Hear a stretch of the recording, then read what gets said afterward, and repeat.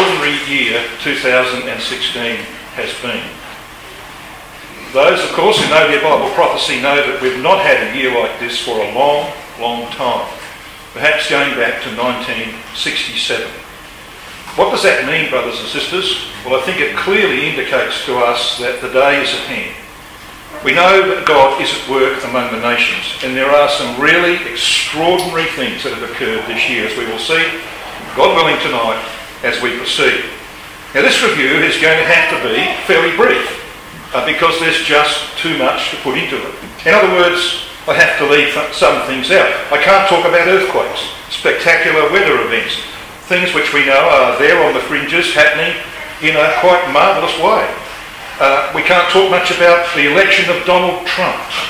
We did a lecture on that, of course, recently, so that's going to have to suffice. But we'll talk about him briefly at the end of this study tonight. So what we aim to do is this. We're going to see how the year began with events in the Ukraine and how that is very important to Bible prophecy.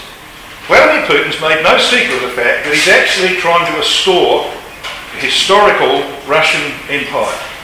He's trying to complete a work done by the Tsars, as you're going to see this evening. And the Ukraine is critical to that, because the Ukraine was the original country of the Rus. That's where they first had their empire, their kingdom. Their first capital was Kiev, today's capital of Ukraine. Ukraine is an essential part of any Russian empire. And in fact, it's in the territory that the Bible calls Magog. And we know that Ezekiel 38 verse 2, Gog, a dominant dictator, is of the land of Magog. It's telling us something. If he wants an empire, which he does, he has to have its original heartland. So we're going to have a look at what's happening in the Ukraine, see how important that is. We're going to see how Putin took aim for Ukraine and Turkey and how he got away with it. Why is he getting away with the things that he's getting away with today?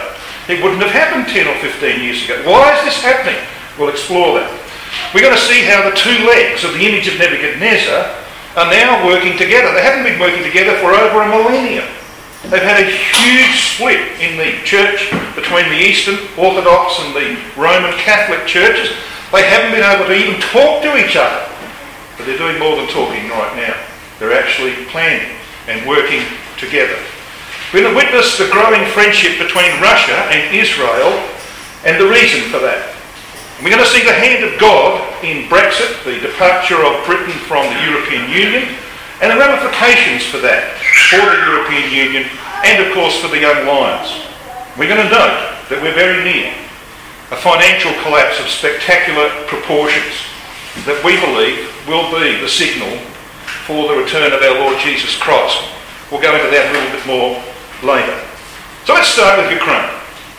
Going right back to December and January. What was happening there? Well, as I said, Kiev is the first capital of the Russian Empire, established in 882 AD. We know, of course, that in the last couple of years there's been this problem over in the Donetsk People's Republic where Russian-backed rebels are fighting against the Ukrainian government. We know that Russia's had 1,500 troops down here in Transnistria, in the region of Moldova, for decades. And we know, of course, that in March 2014, Putin simply annexed the Crimea, just took it over. And the world said, well, what can we do about it? So why is this happening? Well, it's happening because of the fulfilment of Bible prophecy. Back in December last year, Russia and the Vatican objected to attacks and seizures of cathedrals and the property of the Ukrainian Orthodox Church. And of course, they were doing that for a reason. Poroshenko, the Ukrainian president, responded by cutting off power to the Crimea. He said, well, I'm going to cut the power off, and he did. And he said, well, you can have it back if you give me back the Crimea. That's not likely to happen, is it? He also said at the same press conference in January this year, he vowed to regain sovereignty over separatist-held areas in the country's east in 2016. Well, that hasn't happened, has it? He said that Ukraine had freed itself from the curse of Russian gas. What they haven't freed themselves from is the enormous debt that they've racked up in the last 20 or so years that they owe to Russia. They haven't freed themselves from that. And so Putin is working away quietly on the fringes, and he's making it quite clear what his objectives are. Well, 29th of November 2016, Ukraine reported that Russia has 7,500 troops in its eastern province, that is over here, Donetsk. They have 23,000 in Crimea, down here in the Black Sea, 9,000 of those on this very, very thin border with the Ukraine, and they have 55,000 troops over here on the eastern border of the Ukraine. So why are they building up their forces, do you think? What's Putin's aim? Well, he makes it very plain. On the 16th of April this year, this particular TV channel said this about President Vladimir Putin's aims. He addressed the delegation of the Ukrainian Orthodox Church and reiterated that nothing can shake Russia's perpetual, I want you to notice the words, perpetual blood alliance with Ukraine. Why would he use that terminology? Well, he's saying that this is where we came from. This was the original kingdom of the Rus. Okay? No one's going to destroy this perpetual blood alliance. In spite of all the malicious efforts exerted by the ruling junta in Kiev, he said, and notice this, rising neo-fascism in Ukraine is like the infectious gangrene which can spread across the European continent, and we, the people of the Russian Federation and descendants of the Soviet Union, we are determined to stop this plague. How do you read that? Well, I read that as he's got intentions one day to take over Ukraine, and he has to, because the Bible says that go, it's Putin or someone else, we don't know, go to this dictator, the Prince of Rosh, Meshach and Tubal, is of the land of Magog. Ukraine is in the original land of Magog. So that, brothers and sisters and young people, is a significant event that has occurred in 2016. So let me just hark back to October, September-October 2015, when Russia moved in aircraft and troops into Syria.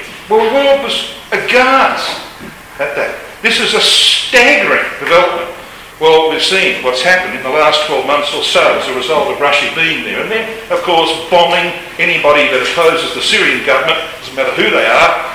They say they're there for ISIS, but they're not there just for ISIS. They're there to re-establish the power of Bashar al-Assad, the ruler of Syria, because he's an ally of theirs. But things are not going all that great. When they came in, this is what Time magazine, Russia just wants to be friends, they said.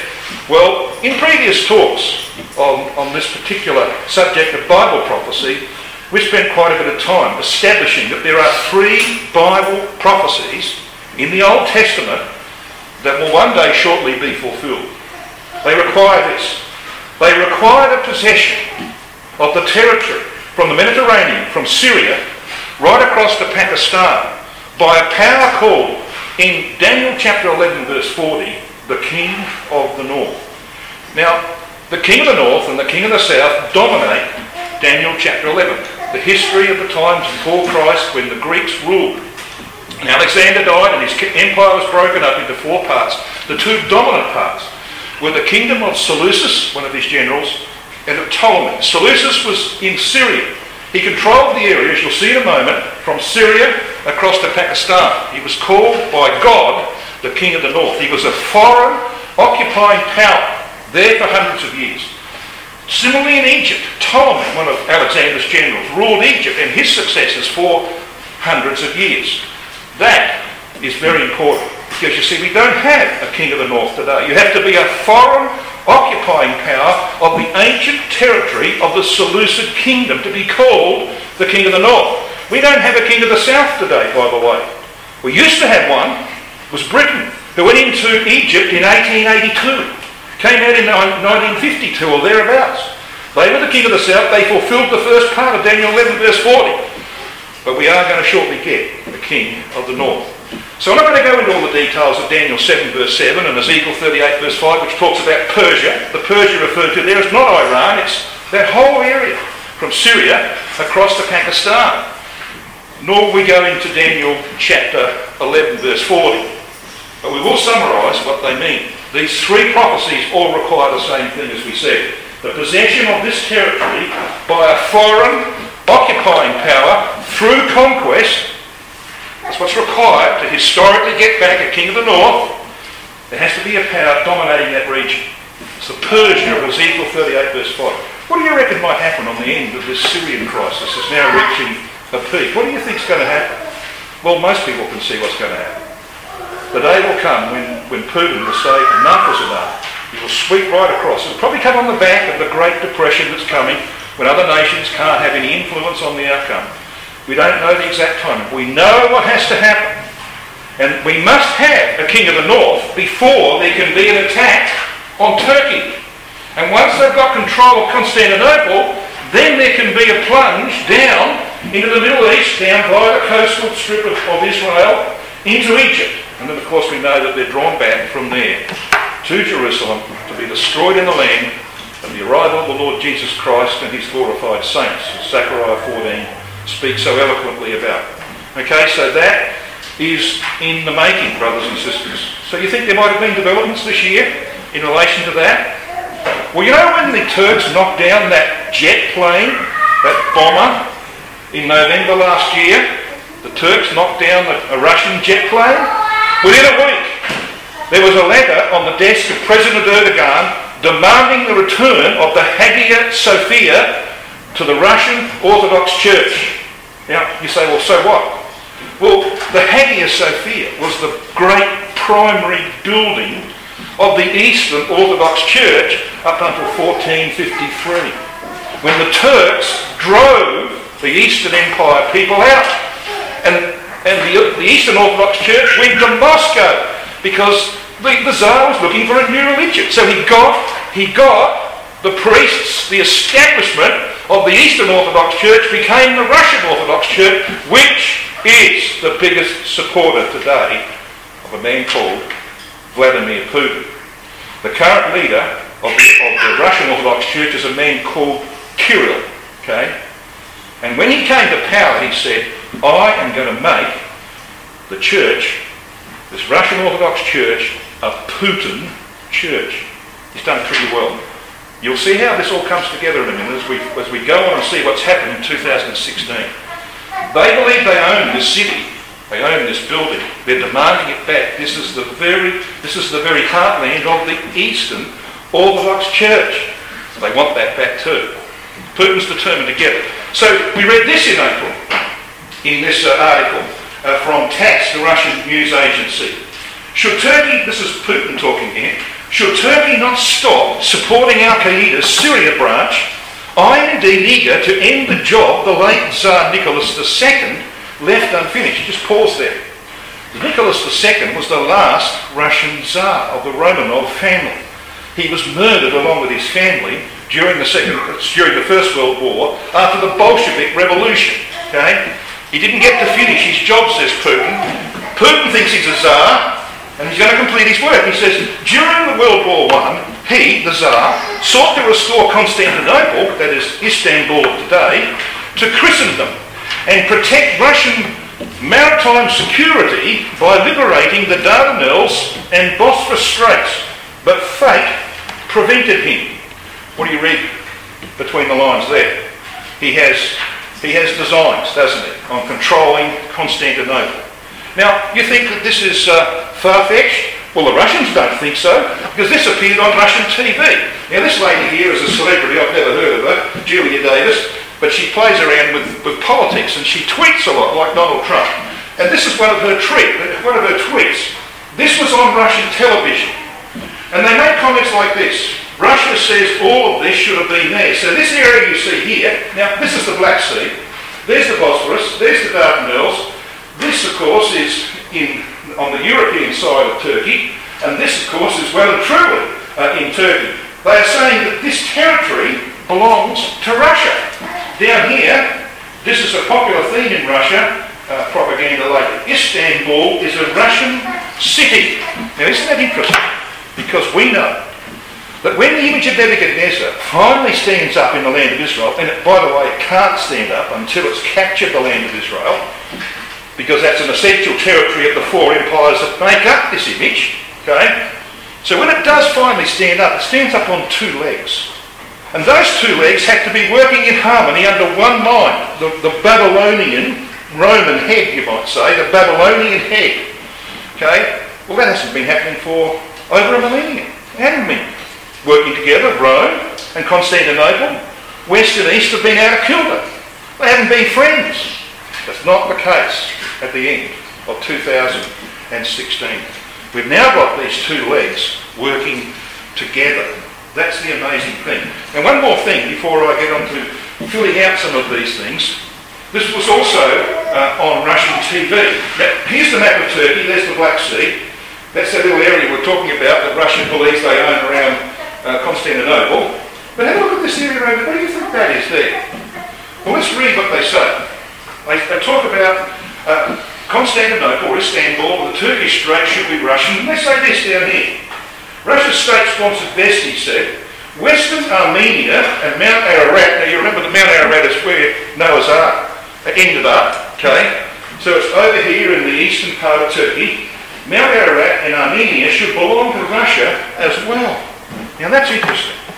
That area you can see there in sort of like that orangey browny colour, that happens to be Armenia. What used to be Armenia.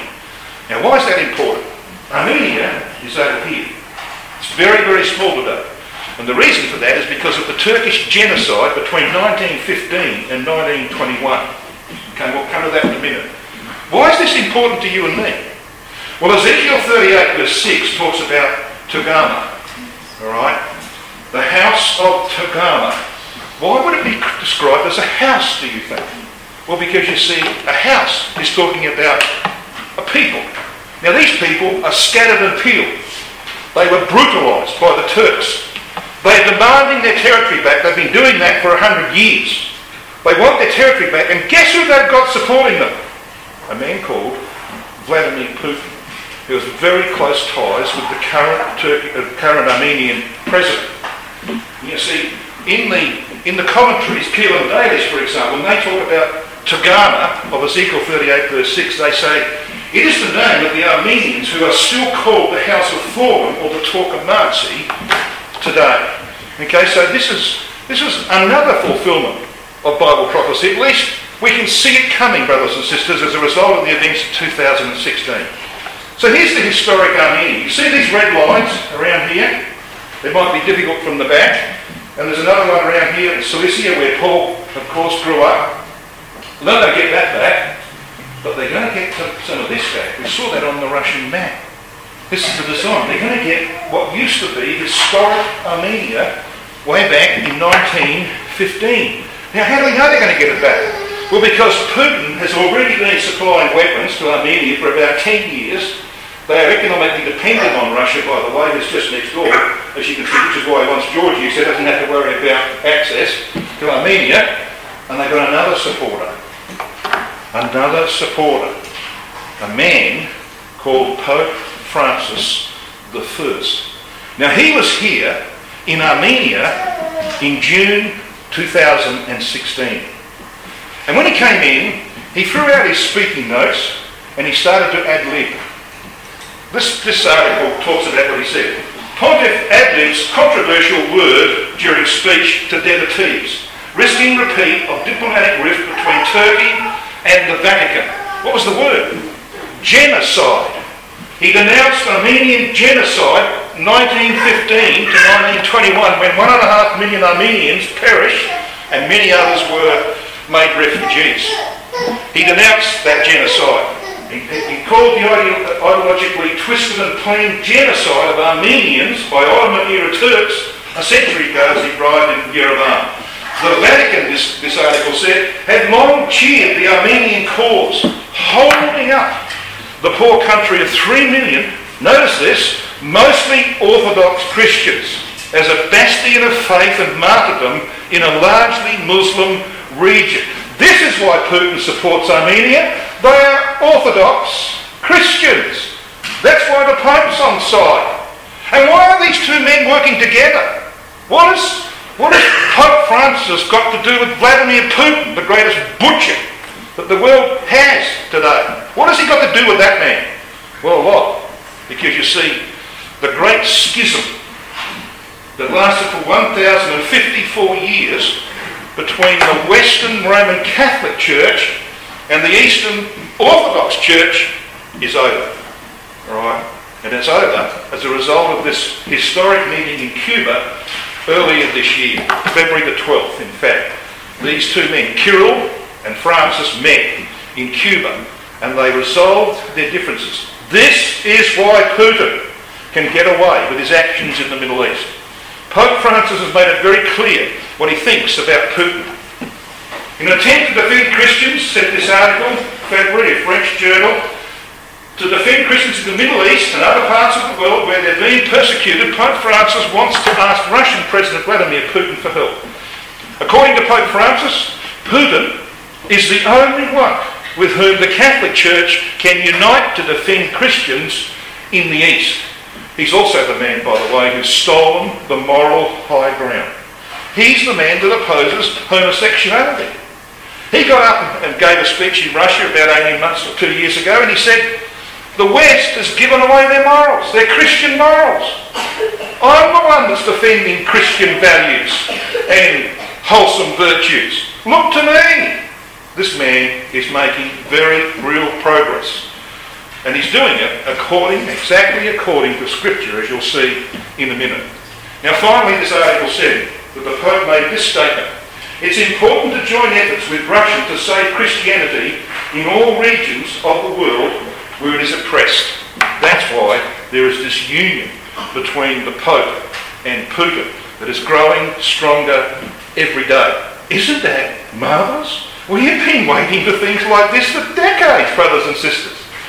The millennium-long division between East and West is over. In 2016, we got two legs of the image of Nebuchadnezzar that are now working in harmony under one mind. It's going to get a lot better as the days go on. And Putin is making sure he's going to be around to see it bloom into its fullness. You know, he can be legally in power if he wins the next election or next couple of elections until 2024 under the present Russian constitution. Not that he's a man that of course observes constitutions, but he's going to make sure that nobody pushes him out, because he's now got his own, what we would call, Praetorian Guard. This article, and I'm going to read this article from Leonard Bershitsky in April of this year, but it makes the point that what Putin has done is that he has arranged for a force of very highly trained soldiers who are going to be, as it were, his personal bodyguard. And they're governed by a fellow called Viktor Zolotov, who is one of Putin's most faithful and loyal companions, a man whom he absolutely trusts with his life. So he's got his own army to make sure that he remains in power. And while that's all going on, he's doing something else quite remarkable. He's making sure that he deceives the tiny nation of Israel that's been forsaken, as we're going to see prophecy requires, by some of its other lovers, to use the terminology of Jeremiah chapter 30. So Israel is edging closer to Russia. The Syrian crisis, of course, has brought Russia to Israel's northern doorstep, and Netanyahu said last year in October, when that actually was underway, he said Israel is aware of the fact that it has a Russian border now. Israel is a small, strong country, and it needs to make sure it doesn't enter any unnecessary conflicts. So threatened with its relationship with the Obama administration being in tatters, which it is, by the way, and Russia at its borders to the north, breathing down their necks over the Golan Heights, Israel has been forced to consider its future allies in the region. And some quite unbelievable things are happening in relation to this relationship between Russia and Israel. Of course, brothers and sisters, we knew it had to happen, because you see, there is a biblical historical pattern that has been set in the past. We know that the invasion of the Assyrians in the days of King Hezekiah of Judah is used in the prophecy of Isaiah and in the prophecy of Micah as a type of the latter-day goading invasion of the land. That is palpably obvious to any honest Bible student. But you see, that was preceded by an alliance, by a covenant that was made between Judah and the Assyrians of old by Hezekiah's father, Ahaz. Ahaz, that faithless man that God sent Isaiah to, and he rejected a sign. That man made a covenant with the Assyrians. That preceded the Assyrian invasion in the days of Hezekiah. It's happening all over again. That pattern was set in history, and we're seeing it unfold. Now, there's a lot of articles. I'm not going to read all the words on the screen, it's just too much. But I want you to see what's happening between Russia and Israel. And this is the kind of thing we'll be reading this year. Go back to February. Obviously a Jew, Josh Cohen, he said this: Israeli leaders, though, embrace a realpolitik view regarding their national security. And Netanyahu prefers to handle Israel's security concerns regarding Russia's presence in Syria via military coordination and a search for common interests. In that context, he wrote, inviting Russian participation in Israel's gas industry would offer the Israelis tremendous leverage in pushing Putin to prioritise core Israeli security interests in the region. Now, what Putin has done is he said to Netanyahu, now look, if you engage us and make some kind of agreement that my company, Gazprom, can come in and look after some of your gas in the Leviathan field in the Mediterranean, some of your oil, nobody's going to touch you. If I put Russians on your oil and gas platforms, the Hezbollah and Iran and Syria is not going to touch you. They're not going to kill Russians, are they? If the Russians are there on the Israeli platforms. Now, it sounds enticing, doesn't it? If you were in Netanyahu's position and you can't get along with America, who are you going to turn to? Well, Netanyahu is turning to Putin. Now, I'm not going to read all this, just these little areas you can see the yellow line. Allowing Gazprom's role, a role in Israel's energy industry could play a direct role in securing the safety and security of Israel's offshore gas exploration infrastructure.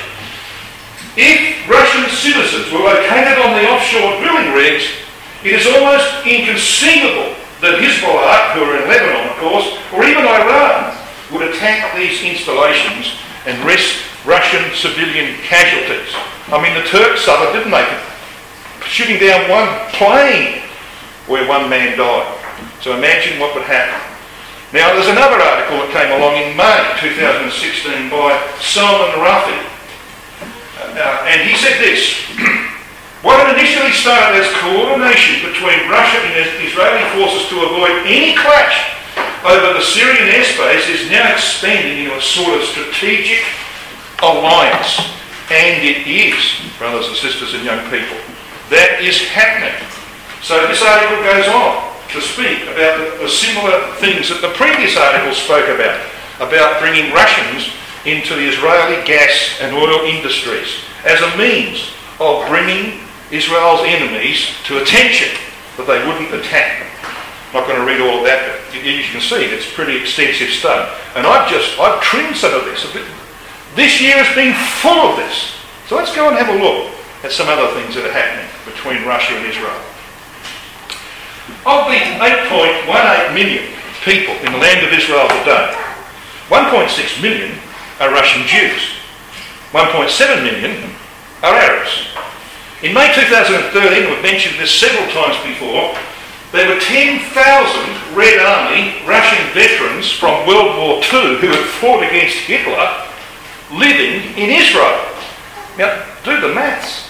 I mean, the war ended in 1945. 10,000 Jewish Russian veterans living in Israel in 2013. They were all in their late 80s, up to 100 years of age. There were 10,000 of them. So the family links and the visits between Moscow and Russia generally and Israel are very strong. In fact, they're now stronger than the travel that goes on between America and Israel. And you can go to Israel today, we were there not that long ago, and you can see things like this. And here's a van that probably needs to go through the car wash, but on the back of it someone has written, "I love Putin." Now, it's a Jew. It's got the Jewish number plate. You know? This is a Jewish motor car. Putin, of course, has been there. 2012, had very detailed talks with Netanyahu. Shimon Peres, who died this year, was in Moscow in 2012 for the inauguration of the Jewish Museum and Tolerance Centre in Moscow. And we read things like this. Wikipedia. on Israeli-Russian ties. In 2011, Putin said Israel is in fact a special state. To us, it is practically a Russian-speaking country. Israel is one of the new foreign countries that can be called Russian-speaking. It's apparent that more than half of the population speak Russian. Putin additionally claimed that Israel could be considered part of the Russian cultural world and contended that songs which are considered to be a national Israeli song in Israel are in fact Russian national songs. He further stated that he regarded Russian-speaking Israeli citizens as his compatriots and part of the Russian world. I mean, that's staggering, isn't it?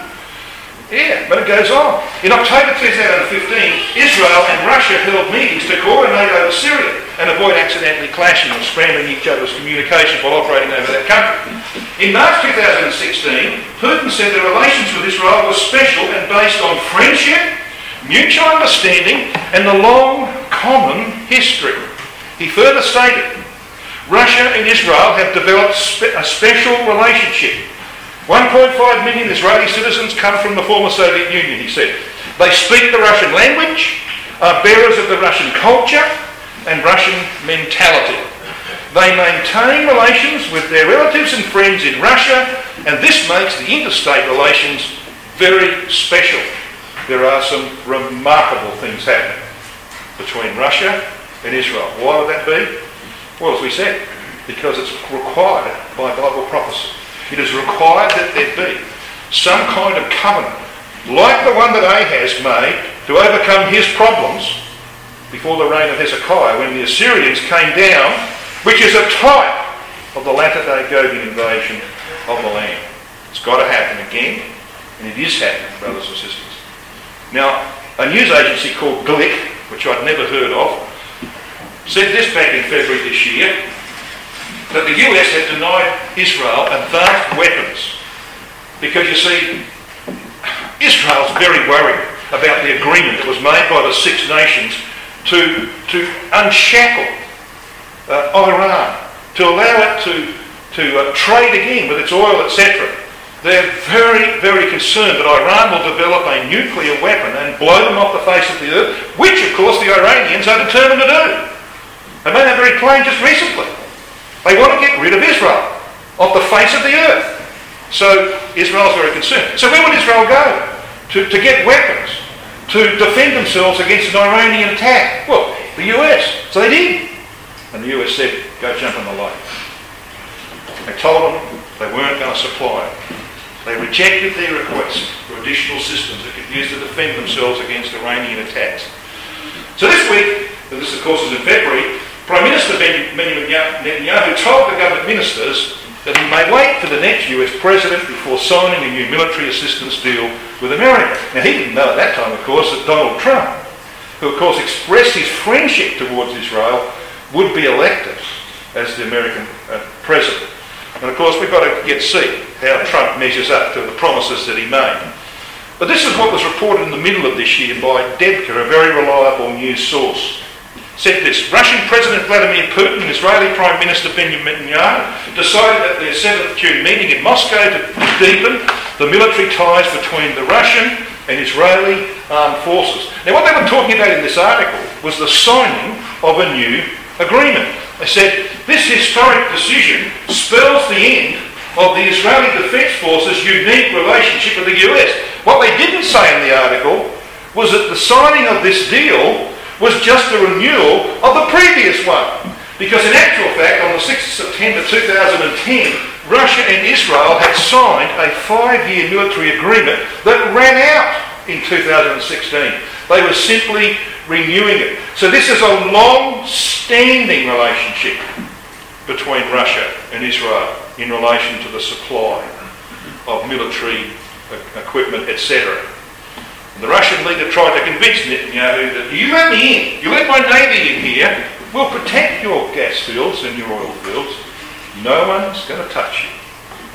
You know, Ezekiel 38 requires that there be peace before Armageddon, that Israel be at peace with its neighbours, and that it feels so confident in that peace that it will take down its walls and bars and gates and disarm itself, basically. Can you see how that might happen, brothers and sisters? We are watching it coming to pass. It'll take a while yet, but it's coming to pass. And that's the significant thing, I believe, that has happened this year. Now, something else has changed the political landscape in the Middle East since September 2015. Because last November, Russia deployed S-400 anti-aircraft systems in Latakia, which is one of their two ports. It's the northern port that Russia uses. That's where their airfield is. That's where they're sending their planes from to bomb ISIS and others in Syria today. Below that is Tartus, which was completely built with Russian money. It's a port. There's two ports that Russia has control of in Syria. That's why they're not going to let this place go. You know, when they come down with many ships. Yeah, they'll have some stationed just above the land of Israel in those two ports. They have, in fact, 11 of the world's finest ships already sitting there in Syria. Last December, a member of the Israeli Defence Force General Staff ruminated that never in their worst nightmares did Israeli military planners imagine that the S-400, this machine down here that can take down aircraft 400 kilometres away, right? 400 kilometres! This has changed everything. The S-400 ended Israel's regional air superiority. It also ended US air superiority. Okay, so this has been a Middle East game changer. And you can just imagine the Israeli politicians contemplating where they go from here. What would you do? I think I know what I'd be doing if I didn't know anything about where this was all going to lead, and they don't. I think I'd be doing exactly what Netanyahu's doing. I'd be looking to make a friend of Vladimir Putin. Just like Ahaz made a friend of the Assyrians. Didn't help him much, by the way, but they at least relieved him from his present difficulties for a short while. Then he kicked the bucket and the Assyrians came down because Hezekiah said, I'm not real sure about this agreement that my father made with the Assyrians. Pattern's there. Pattern is there for the latter days. So will Donald Trump support Israel? His daughter Ivanka is married to basically an Orthodox Jew. I mean, he doesn't go around in Orthodox clothing, but he keeps the Sabbath. He does all the things that Orthodox Jews do. He's got other children who are involved with Jews. He got up and made a speech during the election campaign and said he would completely change the way that America approaches its relations with Israel. You'd have nothing to do with Obama's stupidities on that front. Well, we've got to wait and see. The Glick article went on to say this. But the fact is that even if a pro-Israeli president is elected, and there is one now, this was written in February, Israel cannot assume that American efforts to erode Israel's strategic independence will end once Obama leaves office. And they make this point. George W. Bush, who was more supportive of Israel than Obama, also undermined Israel's ability to attack Iran's nuclear installations. They wouldn't have any part of it. So the possibility that the US will be unwilling or unable to stand by Israel in the future cannot be ruled out. Now, I think they're quite right. You know why they're quite right? Because that's exactly what the Bible says is going to happen. We'll see that in a minute. Now they went on to summarise. These were their conclusions. On the Syrian crisis, Sandra noted, there is a military solution to Syria. It's just not our military solution. It's Russian President Vladimir Putin's solution. And that's the problem, isn't it? On Israel's strategic alliances, he says the environment is rapidly changing. Technological, military, political developments in the region worldwide must wake our leaders, including the IAF commanders, to the fact that Israel cannot afford to maintain, let alone expand, its strategic dependence on the US.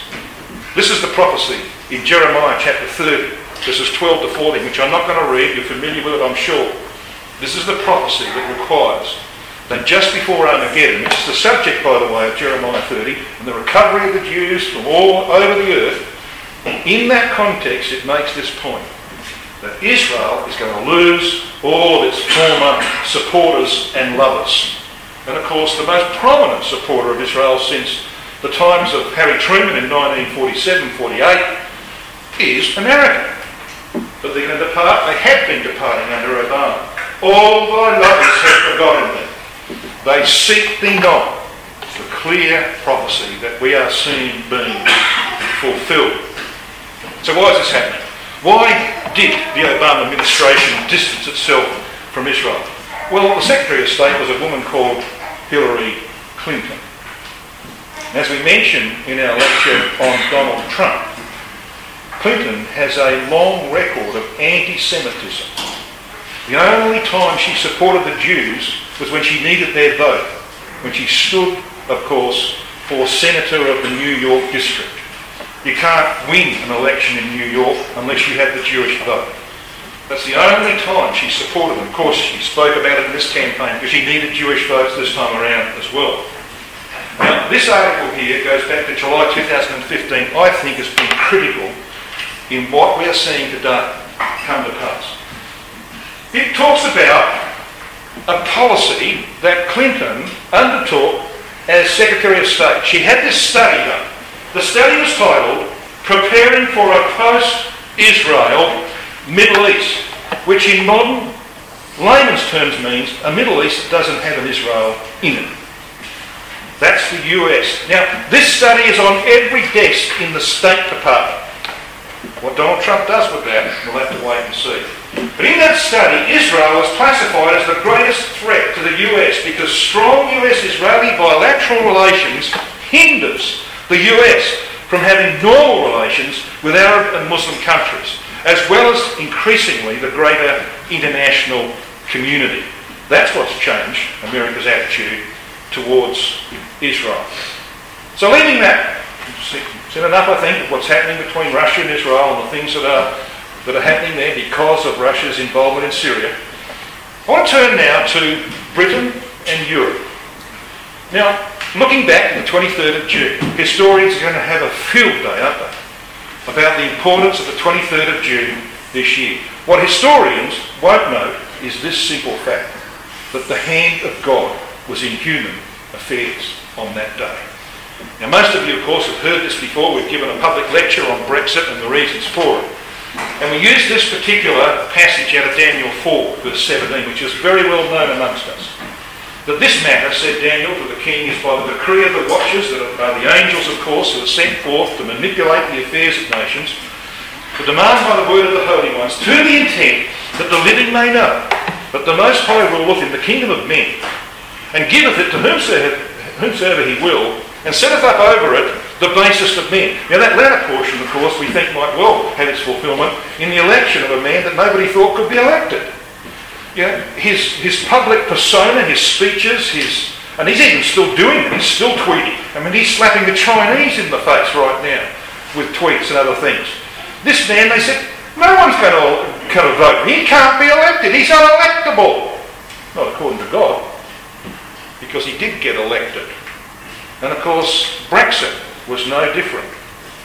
There was clearly intervention by God, because a storm from France came through. In fact, two series of storms from France on the 23rd of June. And there were reports about that. You see this over here. Now, this is Britain. There's part of what you can see there is Britain. This is Europe over here. You see this storm? Now, we look up the radar, don't we? We can see storms coming. And this one came from Europe. Storms don't come from Europe into Britain. That doesn't happen. It happened on the 23rd of June. And this newspaper, Daily Express, said, they had this headline, massive thunderstorms from Europe smash into UK and could decide the EU referendum vote. This is on the very day of the vote. They say summer storms almost always hit Britain from the Atlantic in the west. But eerily, they say. Isn't that amazing? Eerily, the huge storm smashing the country today swept in almost precisely at midnight from the direction of where? Brussels. That is the headquarters of the European Union. That's where the European Parliament is. It's also, they've got one in Strasbourg. It's a white elephant, never used. That's because, of course, it's designed after the Tower of Babel, which is defunct.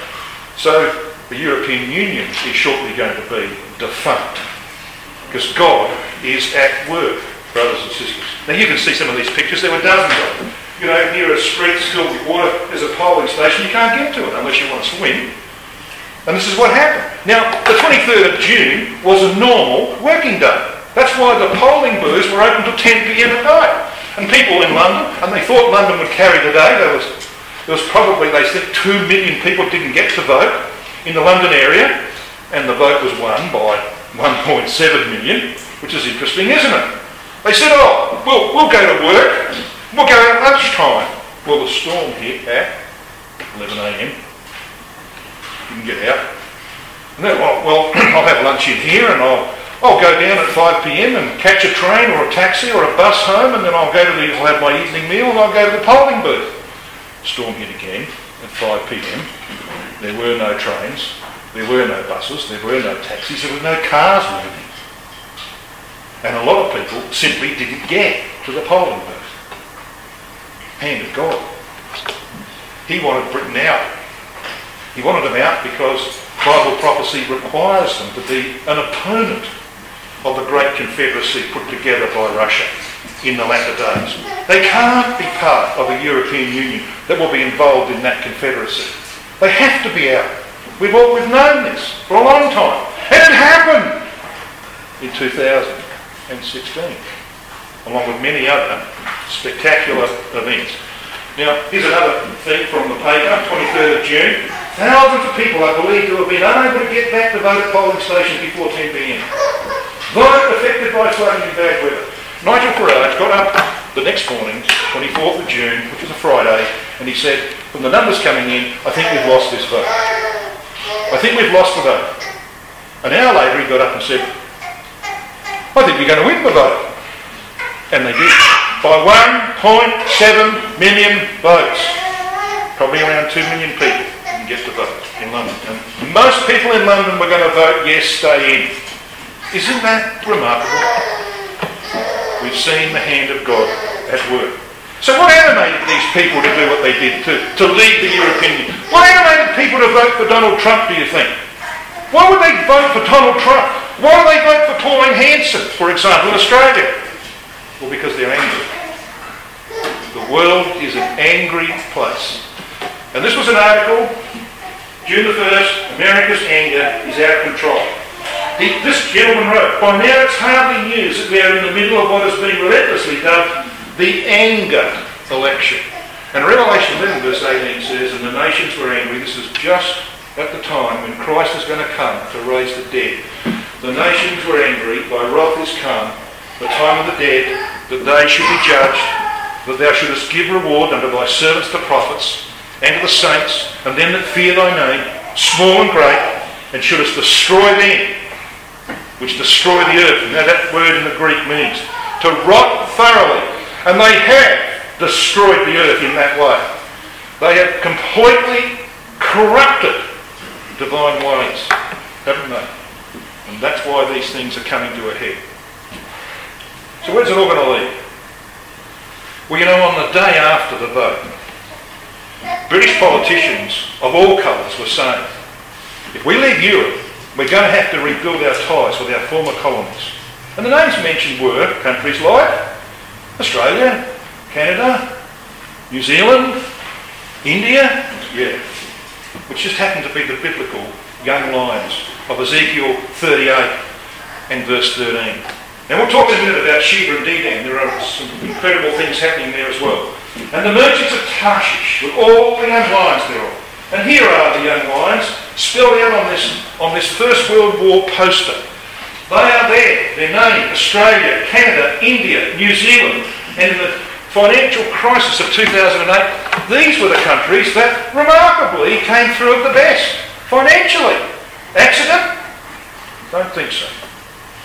So you see, what will happen is that Britain will be forced, once the Europeans push them out, which they are trying to do, some of the Europeans are trying to push them out, once they leave, they're going to have to rebuild strong relationships with their former colonies. We're going to see the development of those young lions in harmony with the old lion over the next little while. We've put this quote up from Elpis Israel a number of times.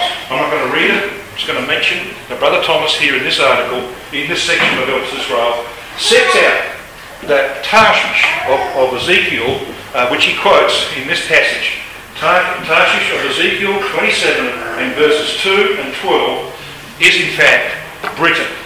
Now, verse 12, Ezekiel 27, talks about Tarshish trading in all sorts of metals: silver, iron, tin and lead. They traded in like fairs. Phoenicians discovered the tin deposits, says this article, of the British Isles through their own exploring and seeking out of new products and markets for them. They kept the knowledge of the Cornish tin mines a closely guarded secret so they could control trade in the metal and charge a high price for it. And you can go to Cornwall today, as I put this picture up before, this is my photograph from 2005, and there are the old tin mines. And you know that the men of Tyre were here, the Phoenicians were here. You know how we know that? Well, because the Phoenicians used to dig square wells. It's the hardest way to dig a well, by the way, square. You've got to get down there and, you know. The British did it the easy way. They just dug round wells. So if you saw a square well, which this brother took me to see, he said, that's Phoenician. If you're going to dig a well, you're going to be around for a while, aren't you? And they were there for a long, long time. Britain was called Baratanic, or later Britannia, which means the land of tin. You don't find tin in too many places. So there's good, strong evidence. There's a lot more evidence in there. There's good evidence that we have here in the departure of Britain from the European Union, the development of the latter-day Tarshish. So what about the future submission of Britain? Well, Queen Elizabeth II turned 90 this year. And she wrote a book. In that book, she said, she called Jesus Christ the King she serves. Alright? Which, she's the head of the Church of England. And of course, the Church of England is actually a carbon copy of the Catholic Church. The only reason that King Henry VIII left the Catholic Church is because they wouldn't let him divorce and remarry. He didn't change the doctrines or the practices. Slowly but surely, of course, a few things changed. But it's essentially a carbon copy. Now, the Catholic Church is represented in the prophecies by Tyre, the trader, just like the Catholic Church has been a trader in religion. So, here we've got a daughter of Tyre, the head of the Church of England, Queen Elizabeth, the carbon copy of the Catholic Church, is the daughter of Tyre. Psalm 45 verse 12. The daughter of Tyre shall be there with a gift. She is alleged to have once said that if the Christadelphian teaching is true, that Christ is going to come and be king in Jerusalem, she will cast her crown at the feet of Christ. Now, Queen Elizabeth II has actually said some quite remarkable things in 2016. And she was influenced, I believe, by this gentleman. This gentleman here, Sir Alexander Sheriff. Now, he's a former, of course, British general who was Deputy Commander of NATO. Now, NATO, of course, is the North Atlantic Treaty Organisation which defends Europe against Russia, essentially. In this book, he talked about a war, a 2017 war with Russia. He thinks it's going to be in the Baltic and in Ukraine. In a chilling scenario, said this article, he predicts that Russia, in order to escape what it believes to be encirclement by NATO, will seize territory in eastern Ukraine, open up a land corridor to Crimea, and invade the Baltic states. Well, the latter one, invasion of the Baltic states, of course, we don't know anything about that, but scripturally we know that Russia has to take control of Ukraine. So what has Queen Elizabeth said about this? Well, she was in a meeting with the head of her church, the Archbishop of her church, and Russia's Patriarch Kirill recently. And this was reported on the 18th of October this year. She said, among other things, this: "My beloved country is about to enter its darkest period in the coming months, as a brutal and apocalyptic war will be waged in the East." Now, by East, of course, if you're in Britain, you go East, you mean Europe, you mean the Middle East. She went on to say this, and this would be, of course, good advice to many people. "I am not concerned with the trivialities of Christmas. I am concerned with the terrible consequences we must face as the war drums beat ever stronger." She said that in October. this year. Isn't that remarkable?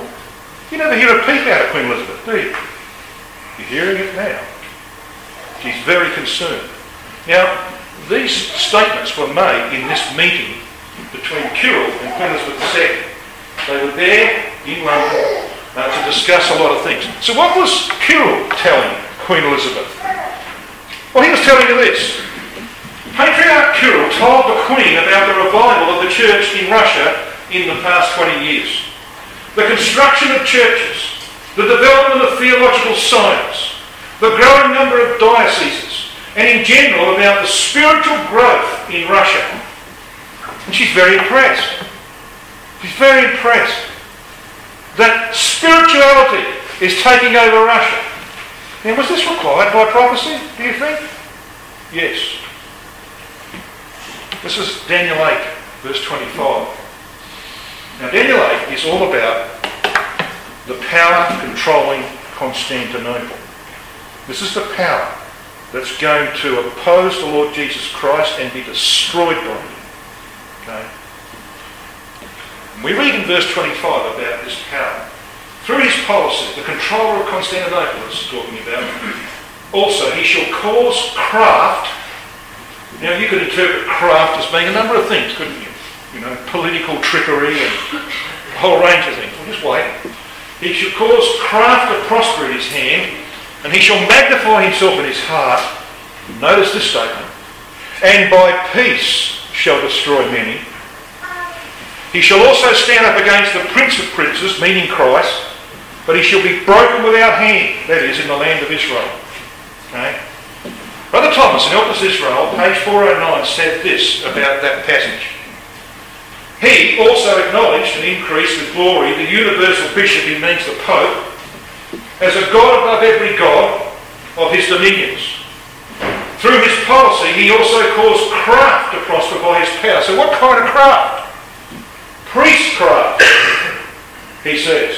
Priestcraft gained an ascendancy in Europe, which it had never attained before the rise of the Germano-Romano little horn among the kingdoms of the West. Well, we're watching it happen, brothers and sisters. We're watching religion take over, not only in Russia, but elsewhere. It's not the kind of religion that we follow, is it? It's a religion that has an objective, the domination of the world. And Putin is using it to his advantage.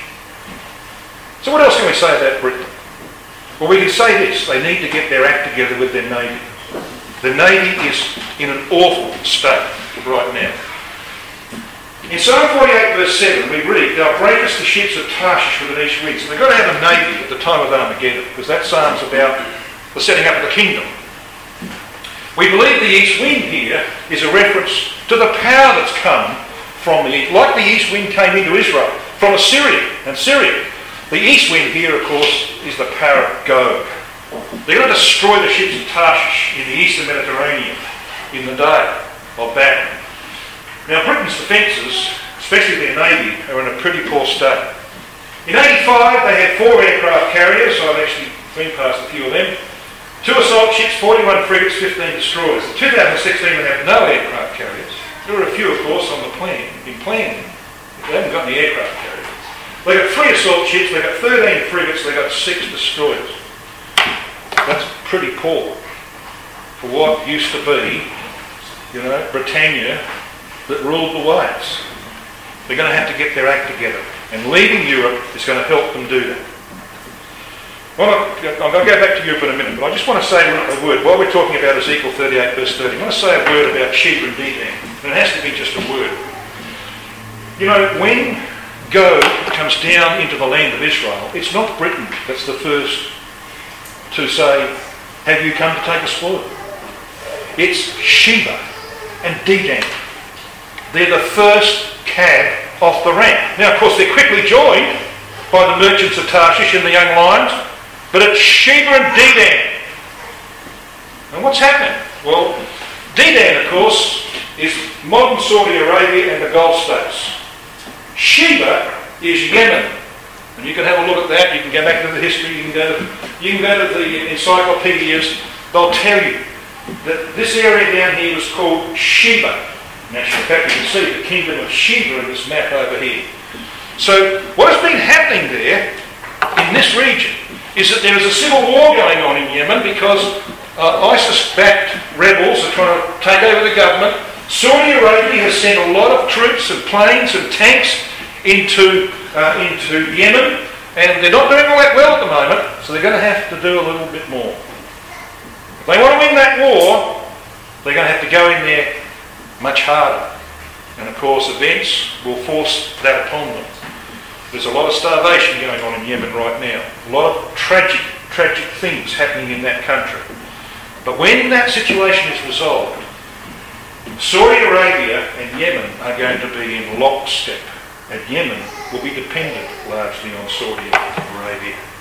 We're going to have Sheba and Dedan. So what are the consequences of Brexit for the European Union? We're getting towards the end. But this is very, very important. There was a strong political swing going on in France. You know what happened in 2015? ISIS attacks in January, 20 people dead. November, 130 people killed. Just earlier this year, the man who drove that lorry in Nice killed off 80 odd people. You know what's happening there, don't you?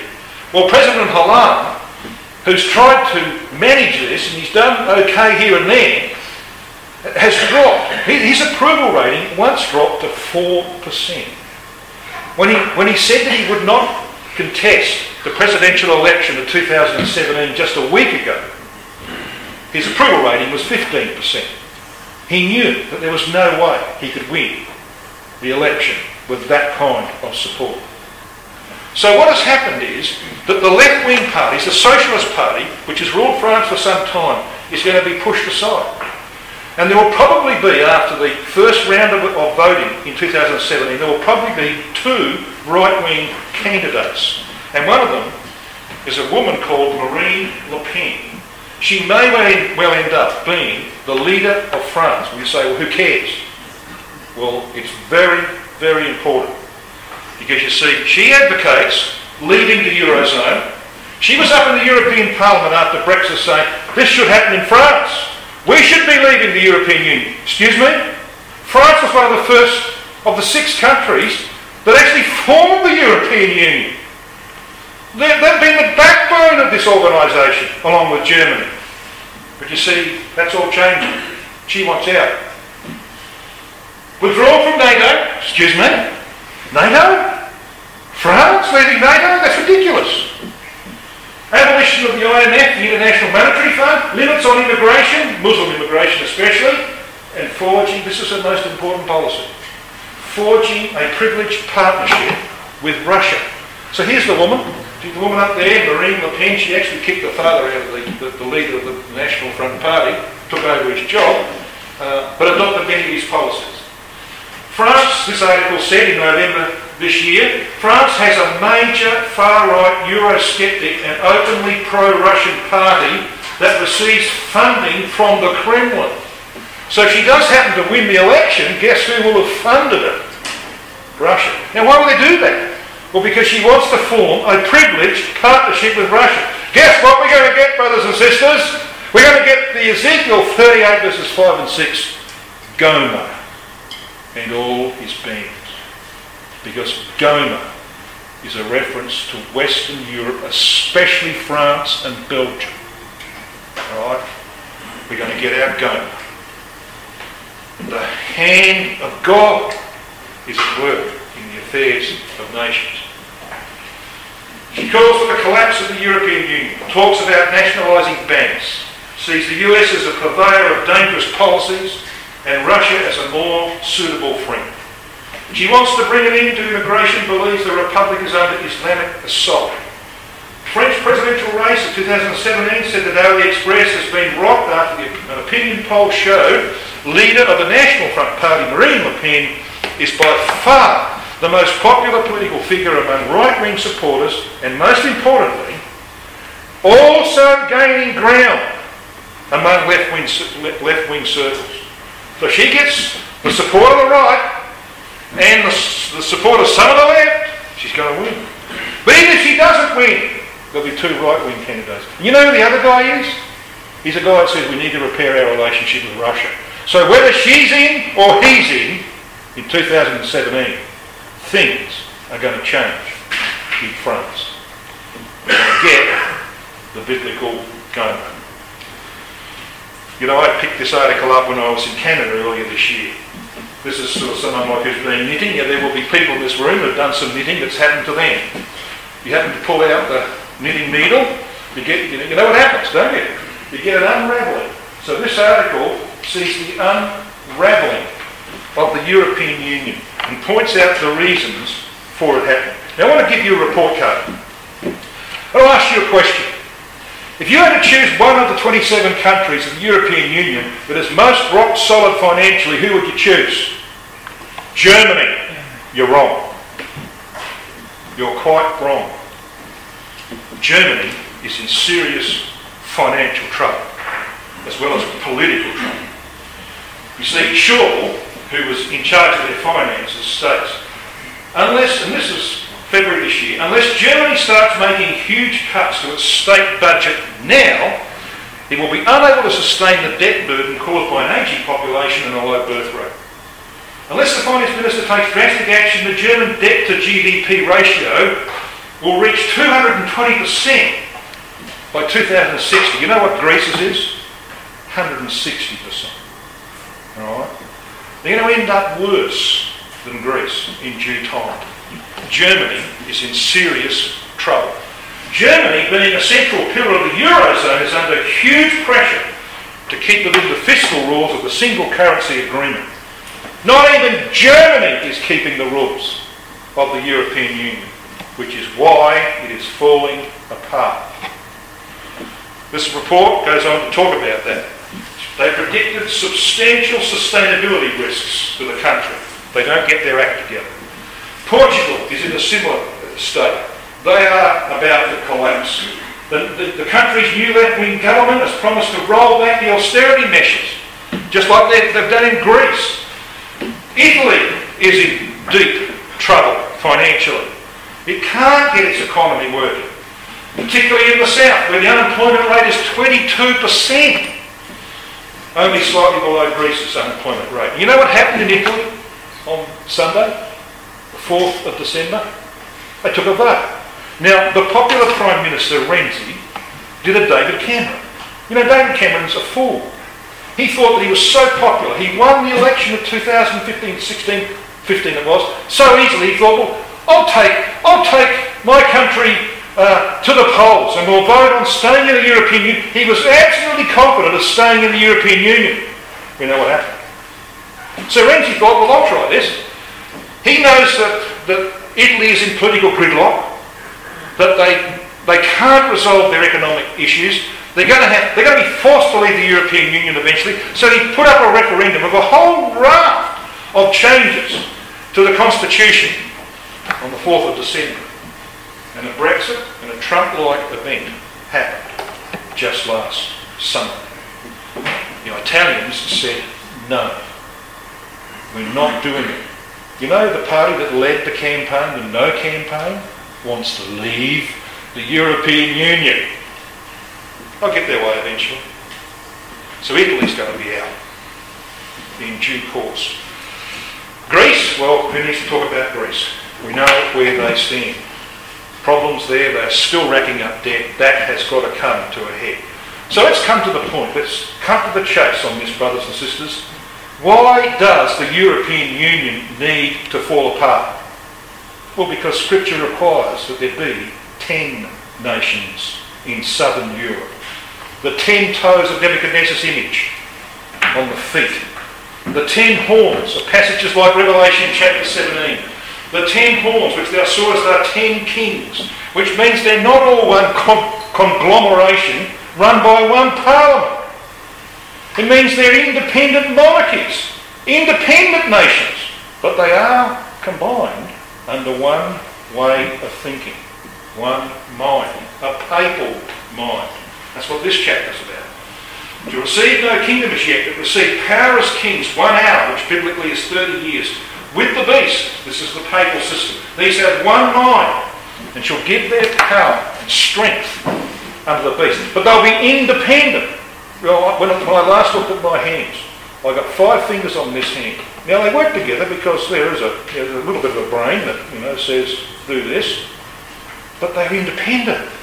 They're not like that. They're not one, are they? They're independent. So we are looking for this, or we should be looking for this. We should be looking for the ruination of the European Union to end up with what the Scripture requires.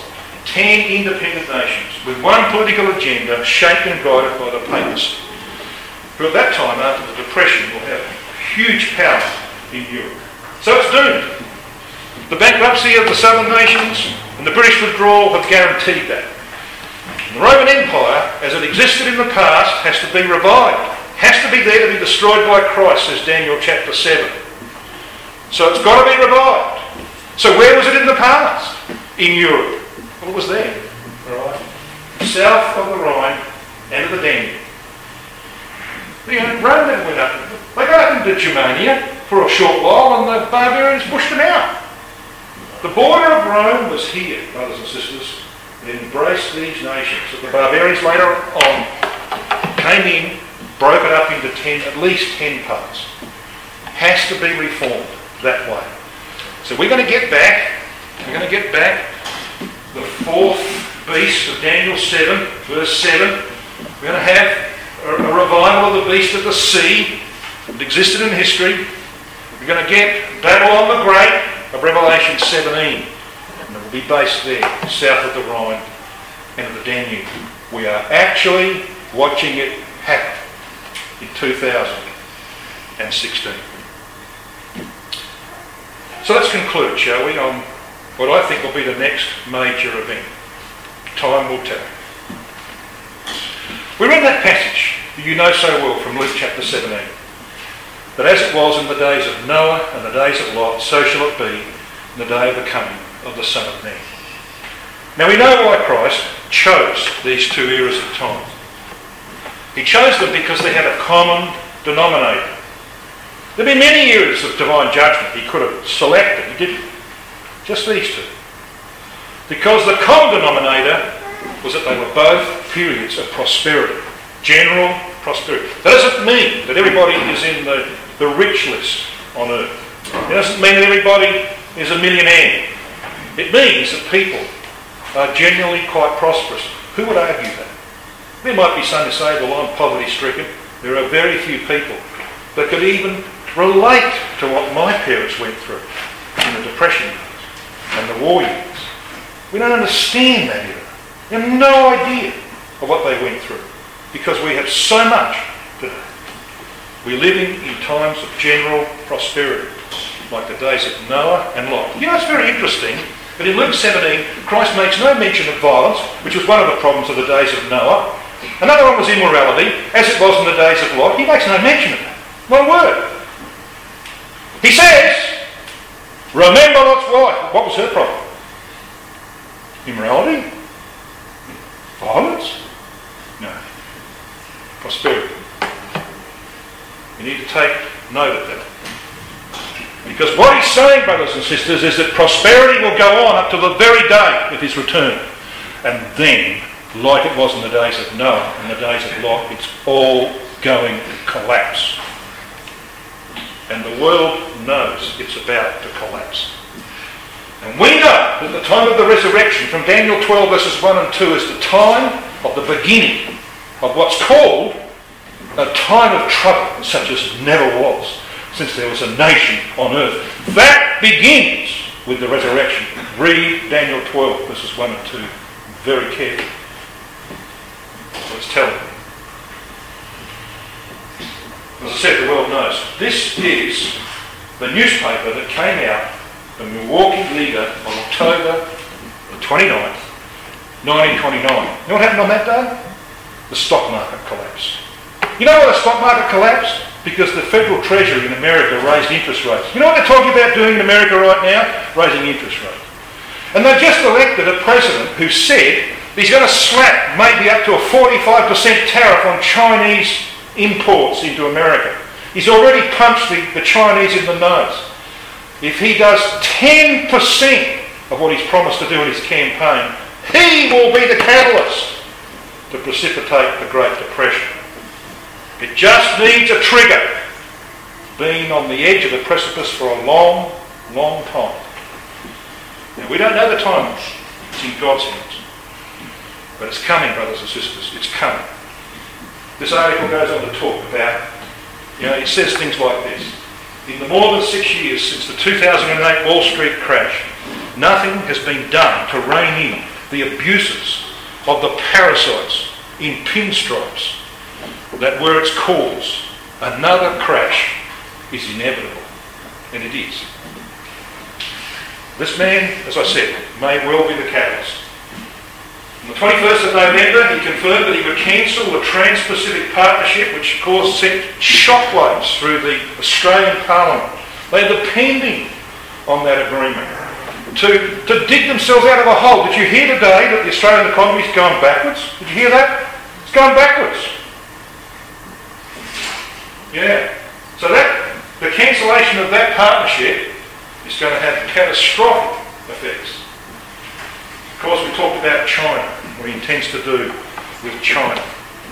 We'll have to wait and see what God's going to use this man for. But I think he's there for a reason, don't you?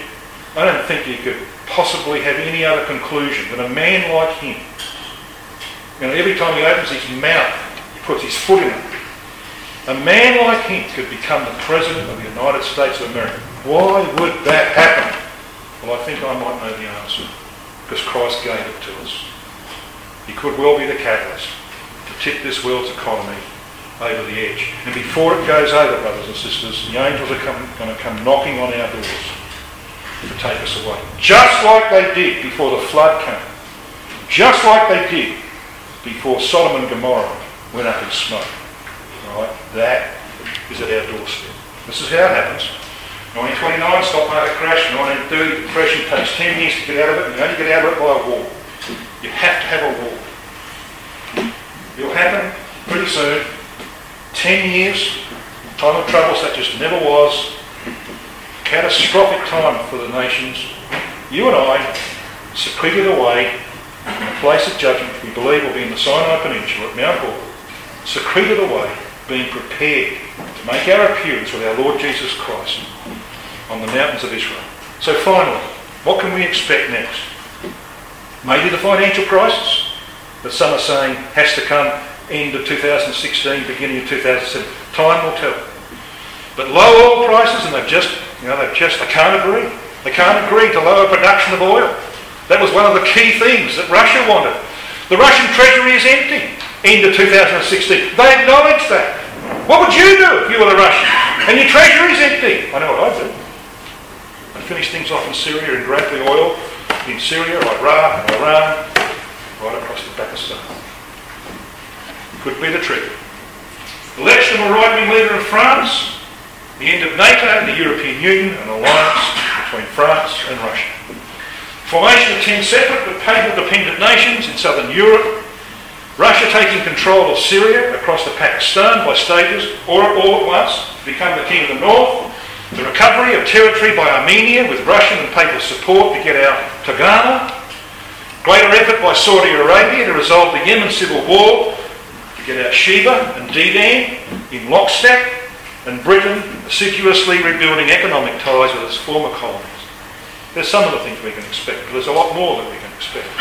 It just so happens that we have seen one of the most extraordinary years. We'll look back on it later on, brothers and sisters. We'll look back upon 2016 as one of the most remarkable years in the unfolding of Bible prophecy that you and I are ever likely to see. Let's hope, though, that 2017 produces something even better.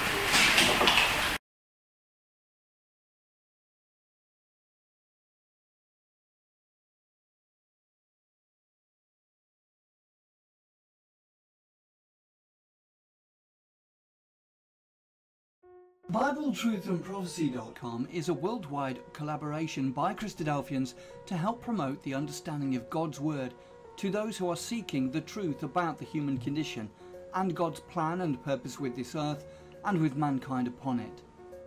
Bible Truth and Prophecy is part of a wider set of online resources provided by Christadelphianvideo.org, for establishing just how far removed the true Christian teaching of the first century apostles is from that taught by mainstream Christendom today. BibleTruthandProphecy.com is very much a standalone website, but benefits from our vast network of sites and resources and social media. Here are just a few of the things that BibleTruthandProphecy.com offers. We have a good number of written articles supplied to us from brothers from all over the globe. These deal with first principle issues, creation versus evolution, the inspiration of the Bible, and so much more. We have a whole section of video study series. These are studies that have been posted onto our YouTube channel, but because of the difficulty of the search feature within YouTube, we have chosen to host on Bible Truth and Prophecy. So now every video you search for within the site, you can be guaranteed that it will be of a Christadelphian nature. We also have a preaching video section where any ecclesia is invited to download and use or embed these videos within their own ecclesial websites.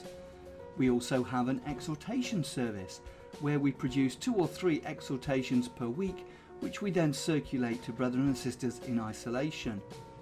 We also have an ever-growing list of approved Christadelphian sites. We also have a page of live news feeds, so you can keep up to date with all the breaking news as it happens. We also have a section for the daily readings. Each day at around midnight we publish all 3 of the daily readings, and then later on in the day we publish thought for the days, often based on all 3 portions of the daily readings. Within each daily reading post there is also a link to enable you to have the Bible chapter read to you directly. We also feature Bible in the News videos, videos which we have produced from the Bible in the News website. We also feature Brother Don Pierce's milestone snippets, which come out approximately 3 times a week. We also feature Andy Walton's weekly World Watch, and other commentaries and analysis from other brethren on world news events. You can also subscribe to the blog and be notified of posts as they happen in real time, and also subscribe to the weekly newsletter which is provided by Christadelphianvideo.org. Every page and post on the site has the facility to be able to leave a comment or make an observation, so please take advantage of this and let us know what you think of the site.